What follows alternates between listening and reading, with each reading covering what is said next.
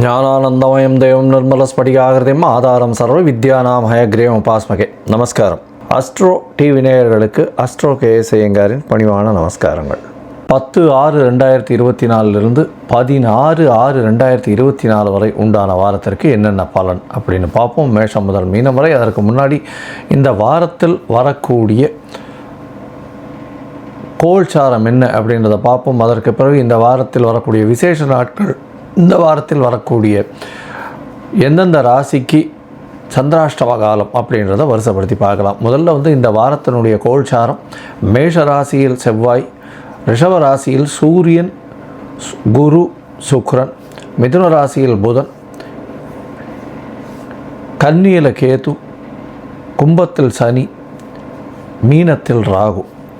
சந்திர பகவான் இந்த வாரத்தில் அதிவேகமாக செல்லக்கூடியவர்னு சொல்லக்கூடிய சந்திர பகவான் கடகராசி பூச நட்சத்திரத்திலிருந்து இந்த வாரம் சித்ரா நட்சத்திரம் துலா ராசி வரலும் போகிறார்.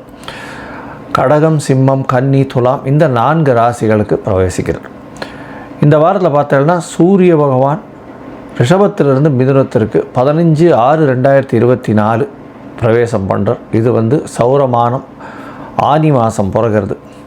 சுக்கிரன் 13/6/2024 அன்னைக்கு ரிஷபத்திலிருந்து மிதுனத்துக்கு போகிறார். 3ஆம் இடம், அதாவது மிதுனம்னு சொல்லக்கூடிய இடம் 3 கிரகங்களோடு இருக்கக்கூடிய காலகட்டமாக அமையிறது. அதாவது சுக்கிரன், புதன் மற்றும் சூரியன். இந்த வாரத்தில் பார்த்தாலேயானால் சிறப்பு நாட்கள்னு சொல்லக்கூடியது சதுர்த்தி.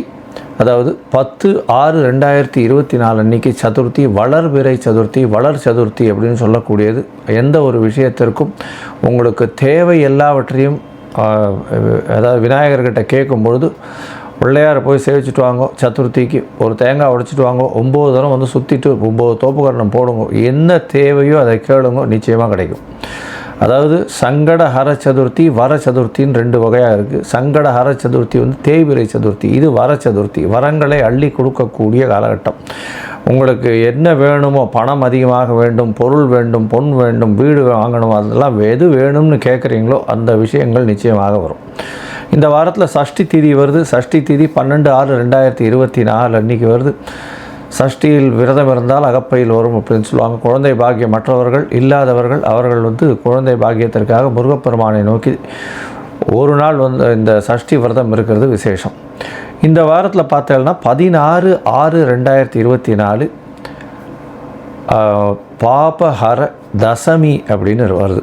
அதாவது பாபஹர தசமி அப்படின்னு 10 விதமான தவறுகள் செய்யக்கூடியதற்கு அந்த நாள் அன்னைக்கு, அந்த தசமி அன்னைக்கு கங்கையை நினச்சின்னு குளித்தோம்னா கண்டிப்பாக அந்த 10 விதமான தவறுகளும் போயிடும் அப்படின்னு சொல்லக்கூடியது. அதாவது கங்கை பூமிக்கு இறங்கி வந்த நாள் அப்படின்னு சொல்லக்கூடியது அந்த தசமியை. அந்த தசமி அன்னைக்கு குளிக்கக்கூடிய இடத்துல எல்லாமே கங்கை இருக்கிறதா ஒரு ஐதீகம். இதன் மூலியமாக கங்கையை நினச்சின்னு குளித்தோம்னாலே 10 விதமான பாவங்கள், அதாவது வாயால் செய்ய சொல்லக்கூடிய 4 பாவங்கள், உடலால் 3 பாவங்களும், மனசால் ஒரு 3 பாவங்கள்னு 10 பாவங்கள் இருக்குது. அதாவது வாயால் கடும் சொற்கள் பேசுகிறது, அடுத்த வார தவறாக பேசுகிறது, அதை தவிர என்ன சொல்கிறது, தேவையற்ற பேச்சுக்களை பேசி அவர்களுக்கு பேர பொருளை கலக்கிறது, இந்த மாதிரியான விஷயங்கள். அடுத்தது மெய்யால் பார்த்தீங்கன்னா, உடலால் பார்த்தீர்களேனால் அதாவது பிறைமனை நோக்குதல், அதை தவிர அடுத்தவர்கள் பொருளை எடுக்கிறது, இந்த மாதிரியான விஷயங்கள். அடுத்தது அவர்களுடைய மனசால் நினைக்கிறது, அடுத்தவர்கள் மனசை துன்பப்படுத்துறது, அவர்கள் தவறாக போகணும்னு நினைக்கிறது, இந்த மாதிரியான விஷயங்கள் ஒரு 10 பாவங்கள் இருக்குது. இந்த 10 பாவங்களும் கங்கை ஜலத்தில் குளிக்கும்பொழுது நிச்சயமாக போகும். அதுவும் இந்த பாபஹர தசமி அன்றைக்கி கங்கையை நினச்சின்னு குளிச்சிங்கன்னாலே கண்டிப்பாக உங்களுக்கு உண்டான எல்லா விதமான பாவங்களும் போகக்கூடியது அப்படின்னு சொல்கிறாங்க.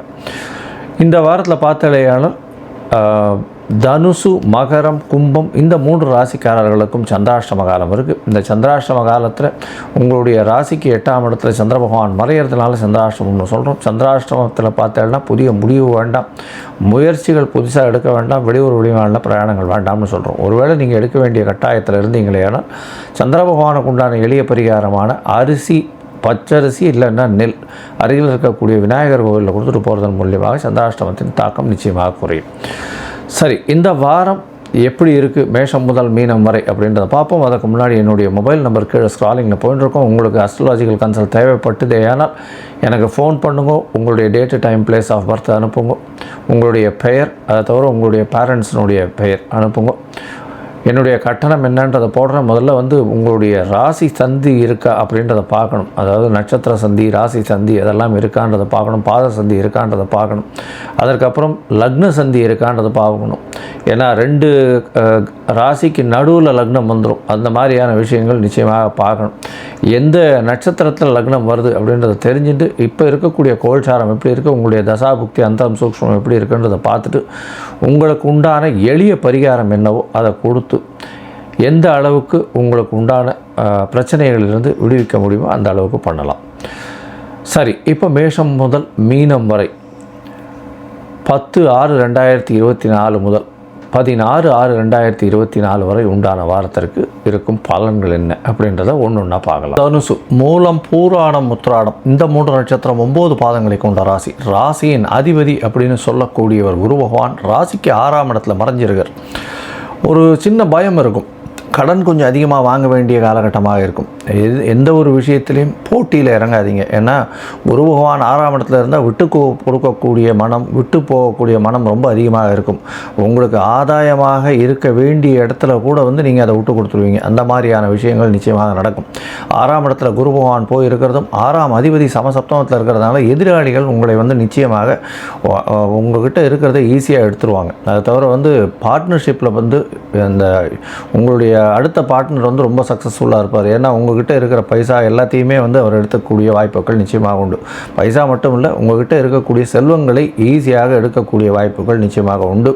உங்களை ஆளக்கூடிய வாய்ப்புகள் நிச்சயமாக உண்டு. அதாவது 7ஆம் இடத்துல வந்து புத பகவான் ஆட்சி பெற்று போயிருக்கிறதும் இந்த வாரத்தில் பார்த்தோம்னா, அதாவது 10/6/2024 16/6/2024 வரலும் உண்டான வாரத்தில் 13ஆம் தேதி அன்னைக்கு உங்களுடைய ராசிக்கு 6ஆம் அதிபதியும் 7ஆம் இடத்துல போய் இருக்கிறதுனாலே கண்டிப்பாக பார்ட்னர்ஷிப் பிஸ்னஸில் உங்களுடைய பார்ட்னருக்கு நல்ல ஒரு ஏற்றம் கிடைக்கக்கூடிய காலகட்டமாக அமையும். பார்ட்னர் வந்து நல்ல ஒரு ஸ்ட்ராங் ஹேண்டில் இருக்கக்கூடிய காலகட்டமாக இருக்கும்.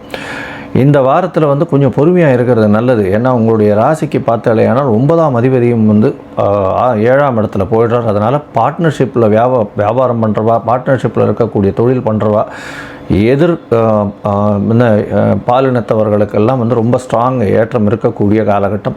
அவர்கள் வந்து உங்களை ஈஸியாக டாமினேட் பண்ணக்கூடிய வாய்ப்புகள் நிச்சயமாக உண்டு. உங்களுடைய ராசிக்கு 3ஆம் இடத்துல வந்து சனி பகவான் இருக்கிறதுனால உங்களுடைய முயற்சிகள் நல்ல அதிகமாக இருக்கும். முயற்சிகள் அதிகமாக இருந்தாலும் அதை கேபிட்டலைஸ் பண்ணுறவங்க, அதன் மூலியமாக லாபம் அடையக்கூடியவர்கள் வந்து உங்களுடைய பார்ட்னராக தான் இருப்பாங்க. அதனால் கொஞ்சம் பொறுமையாக இருக்கிறது நல்லது. 10ஆம் இடத்துல வந்து கேது பகவான் இருக்கிறதன் மூலியமாக புதிய தொழில் அமையக்கூடிய வாய்ப்பு உண்டு. சொந்த தொழில் பண்ணுறவங்க, தனியாக பண்ணுறவங்களுக்கு சிறு சிறு கடன்கள் அதிகமாகக்கூடிய வாய்ப்புகள் நிச்சயமாக இருக்கும். நீங்கள் கொடுக்க வேண்டிய இடத்துல பணத்தை கொடுத்துருவீங்க, ஆனால் உங்களுக்கு வர வேண்டிய பணம் வராது. அந்த மாதிரியான தடங்கல்கள் கொஞ்சம் அதிகமாக இருக்கக்கூடிய காலகட்டமாக இருக்கும். இருந்தாலும் இந்த வாரத்தில் பார்த்தாலேயானால் உங்களுடைய ராசிக்கு சந்திர பகவான் 8ஆம் இடத்துல இந்த வாரத்தை ஆரம்பிக்கிறார். சந்திராஷ்டம காலமாக இருக்குது. 10ஆம் தேதியிலிருந்து 12ஆம் தேதி அதிகாலை ஒரு 1:30 மணி வரலும் சந்திராஷ்டம காலமாக இருக்குது. ஏற்கனவே சந்திராஷ்டமத்துக்கு என்னென்ன பரிகாரம் பண்ணணுன்றதையும் சொல்லியிருக்கும். இந்த காலகட்டத்தில் புதிய முயற்சி வேண்டாம். யாருக்கும் ஜாமீன் கொடுக்காதீங்க. தேவையற்ற எதுவும் பேச தேவையில்லை. பொறுமையாக இருக்கிறது ரொம்பவும் நல்லது. அதை தவிர பார்த்தாலேயானால் யாருக்காவது ஜாமீன் கையெழுத்து போடுறது, இவர் ரொம்ப நல்லவர்னு சொல்கிறது, இந்த மாதிரியான விஷயங்கள்லாம் வேண்டாம். பொறுமையாக இருக்கிறது நல்லது. உங்களுடைய ராசிக்கு 9ஆம் இடத்துல சந்திர பகவான் போகிறார். 9ஆம் இடம் அப்படின்னு சொல்லக்கூடிய இடத்துல போகும்போது சனி பகவானால் பார்க்கப்படுறதுனால தந்தையின் உடல்நலத்தில் சற்று பின்னடைவு இருக்கக்கூடிய வாய்ப்புகள் நிச்சயமாக உண்டு. தந்தையின் மூலியமாக பொருள் வரவு வரும். ஏன்னா 9ஆம் அதிபதி அப்படின்னு சொல்லக்கூடியவர் 9க்கு 11 போயிருக்கிறதுனால கண்டிப்பாக தந்தையின் மூலியமாக நல்ல ஒரு ஏற்றம் கிடைக்கக்கூடிய வாய்ப்புகள் உண்டு. தந்தையின் வியாபாரத்தின் மூலியமாக நல்ல ஒரு ஏற்றம் கிடைக்கும். எதிர்பாலினத்தவர் மூலியமாக நல்ல ஒரு ஏற்றம் கிடைக்கக்கூடிய வாய்ப்பு இருக்கும். இருந்தாலும் எதிர்பாலினத்தவர்கள் உங்களால் ஆதாயப்படக்கூடிய வாய்ப்புகள் நிச்சயமாக உண்டு. உங்களுடைய ராசிக்கு 9ஆம் இடத்துல சந்திர பகவான் போகும்பொழுது நல்ல ஒரு ஏற்றம் கிடைக்கும். தந்தையின் உடல்நிலையில் சற்று பிரச்சனைகள் இருக்கக்கூடிய காலகட்டமாக அமையும். உங்களுடைய ராசிக்கு பார்த்தாலேயானால் 14ஆம் தேதி மத்தியானம் வரலும் 9ஆம் இடத்துல சந்திர பகவான் இருக்கார். அதற்கு பிறகு 10ஆம் இடத்துக்கு போகிறார். சந்திர பகவான் குரு பகவானால் பார்க்கப்படுறார். இது ஒரு விசேஷமான காலகட்டம். 8ஆம் அதிபதி 10ஆம் இடத்துல போகிறதுனால கண்டிப்பாக வெளிநாடு வெளியூர் சம்பந்தமாக தொழில் பண்ணுறவாளுக்கு பெரிய ஏற்றம் கிடைக்கும். இந்த தனுசு ராசிக்காரர்கள் அதுவும் பார்த்தீங்கன்னா இந்த இது அனிமல்ஸ் எல்லாம் வச்சு, அதாவது மிருகங்களை வச்சு வியாபாரம் பண்ணுறவங்க, அதாவது இந்த நாய் பூனை இந்த மாதிரியான மிருகங்கள் வச்செல்லாம் வியாபாரம் பண்ணுறவங்களுக்கு திடீர் ஏற்றம் கிடைக்கக்கூடிய காலகட்டம். இந்த ஆப் எஜுகேஷனல் ஆப் வைக்கிறவங்களுக்கு திடீர் பண வரவு வரும். அது தவிர ப்ரொஃபஸர்ஸு, லெக்சரர்ஸு, அது தவிர வங்கி பணியாளர்கள், தங்கம் முதலீடு செய்பவர்கள், அது தவிர தங்கத்தில் இருக்கக்கூடிய நகாசு வேலை செய்யக்கூடிய பொற்கொள்ளர்கள், இவாளுக்கெல்லாம் பெரிய ஏற்றம் கிடைக்கக்கூடிய வாரமாக இந்த வாரம் அமையிறது. இந்த வாரத்தில் பார்த்தாலேனால் ஷேர் மார்க்கெட்டில் இன்வெஸ்ட்மெண்ட் பண்ணிங்கன்னா பெரிய ஏற்றம் இருக்கும். ஏன்னா 7ஆம் இடத்துல ஆட்சி பெற்ற புதன் இருக்கிறது பெரிய விசேஷம். மொத்தத்தில் பார்த்திங்கன்னா இந்த வாரம் நல்ல ஒரு ஏற்றமான வாரம். யாருக்கிட்டையும் காம்படிஷனுக்கு போகாதீங்க. அதை தவிர பொறுமையாக இருங்க, பேச்சில் ரொம்ப கண்ட்ரோல்டாக இருங்க. தொழிலில் பெரிய ஏற்றம் இருக்கும். பார்ட்னர்ஷிப்பில் அவர்களுக்கு பார்ட்னருக்கு சாதகமாகவே எல்லா விஷயங்களும் வரக்கூடிய வாய்ப்புகள் உண்டு. இந்த வாரத்தில் நல்ல ஒரு ஏற்றமான வாரமாக அமைய போகிறது. உடல் நலத்தில் சற்று தொய்வு ஏற்படும். ஏன்னா 6ஆம் இடத்துல ராசிநாதனே போயிருக்கிறதுனாலே சூரியனுடைய பார்வை, சப்தமாதிபதி பார்வை இருக்கிறதுனால உடல் நலத்தில் கொஞ்சம் தொய்வு ஏற்படும். இந்த காலகட்டம் கொஞ்சம் பொறுமையாக இருக்கிறது ரொம்பவும் நல்லது அப்படின்றத சொல்கிறோம். நீங்கள் வழிபட வேண்டிய தெய்வம் அருகில் இருக்கக்கூடிய விநாயகரை போய் அவனை வழிபட்டு வாங்க, ஒரு நல்ல ஒரு ஏற்றம் கிடைக்கும். விநாயகருக்கு ஒரு மஞ்சள் கலர் துணி வஸ்திரம் கொடுத்துட்டு வர்றதன் மூலியமாக உங்களுக்கு வரக்கூடிய பிரச்சனையும் வந்த பிரச்சனையும் நிச்சயமாக விலகும் அப்படின்றது. லோகா சமஸ்தா சுகினோ பவந்து. நன்றி, நமஸ்காரம்.